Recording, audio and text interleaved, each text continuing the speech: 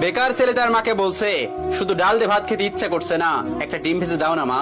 মা তখন বলছে, ডিম ঘরে বসে জন্ম হয় নাকি? শুয়ে বসে 3 বেলা শুধু বাপের ঘাড়ে বসে খাচ্ছিস, আবার মজা না হলে গলা দিয়ে খাবার নামবে না। নবাব দাদা জন্ম হয়েছে ঘরে, অকর্মা, এত বড় হয়েছে তাও কোনো কাজে খাটে না।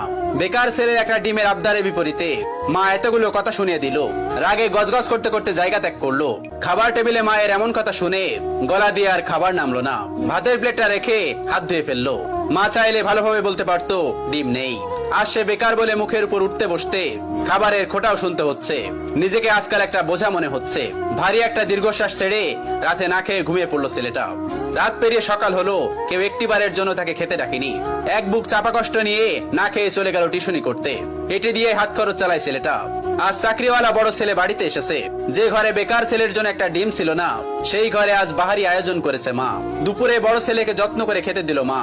ওই সময় অভিও এসেছে বাড়িতে। মা তাকে একটিবার অব্দি খেতে রাখলো না। পেটের ক্ষুধা জানে এক প্লেট ভাতের জন্য কত কটু কথা সহ্য করে নিতে হয়। বেকার ছেলেটা সকল কষ্ট চাপা রেখে নির্লজ্জের মতো ভাইয়ের পাশে এসে খেতে বসলো। মা ভাই হয়তো একটু বিরক্ত হলো তার আগমনে। মা 2 ছেলেকে ভাত দিল, তবে বড় বড় মাছের টুকরোগুলো এবং মাংসের টুকরোগুলো চাকরিওয়ালা ছেলের থালাতে উঠলো। অভি মাথা নিচু করে এক থালা কথা নামক খাবার হজম করছে। আর সেই ফাঁকে মা বড় ছেলের ভাতের নিচে বড় সড়ক একটা চিংড়ি গুজে দিল, যা চোখ এড়ালো না বেকার ছেলেটির। কে বলল বাবা মায়ের ভালোবাসা সব সন্তানের জন্য সমান হয়? এই যে মায়ের ভালোবাসায় কত ব্যবধান, এই কষ্টগুলো কাউকে বলা যায় না, আর সহ্য করা যায় না। আজ তারও একটা চাকরি হলে মা তাকেও নিশ্চয়ই এভাবে এক্সট্রা খাতির যত্ন করত। কথায় কথায় মন্দ বলতো না। হঠাৎ চোখের কোনায় 2 ফোঁটা জল চিকচিক করছে ছেলেটার। সাথে সাথে খুব গোপনে তা লুকিয়ে প্লেটের ভাতগুলো চুপচাপ খেয়ে নিল। বিষণ্ণ মনটা নিয়ে শুয়েছে ছেলেটা কিছুক্ষণ। এরই মধ্যে মুঠোফোনটা বেজে উঠলো। তার প্রিয় মানুষটি ফোন দিয়েছে। তার প্রিয় মানুষটির ফোনের নামটা দেখে অভির মুখে হাসি ফুটে উঠলো। রিসিভ করার সাথে সাথে তার প্রিয় মানুষটি ব্যস্ত কণ্ঠে বলল, অভি, তোমার সাথে বিকাল 4টায় আমি দেখা করতে চাচ্ছি। আমি নদীর পাড়ে অপেক্ষা করছি তোমার জন্য। তুমি তাড়াতাড়ি চলে এসো, জরুরি কথা আছে। অভির হাসি মুখটা চুপসে গেল এক নিমিষেই। পকেটটা একেবারে শূন্য।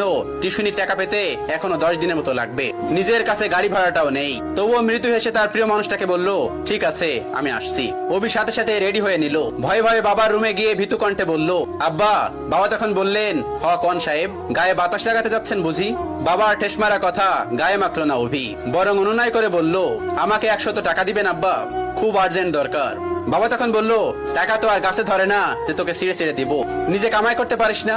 মানুষের ছোট ছোট পোলাপানো কত টাকা কামাই, পুরো সংসার চালাই, আর এত বড় দামড়া হয়েও বাপের কাছে টাকা চাও? এই লজ্জা করে না তোর? তুই সারাদিন গায়ে বাতাস লাগায় বেড়াবি, আর প্রত্যেকদিন তোর আমি টাকা দিব? অনেক তো বাসায় বাসায় খাওয়াইছি, আর না। তুই আমার সোজা সাপটা কথা শোন, আমি তো এত পকেট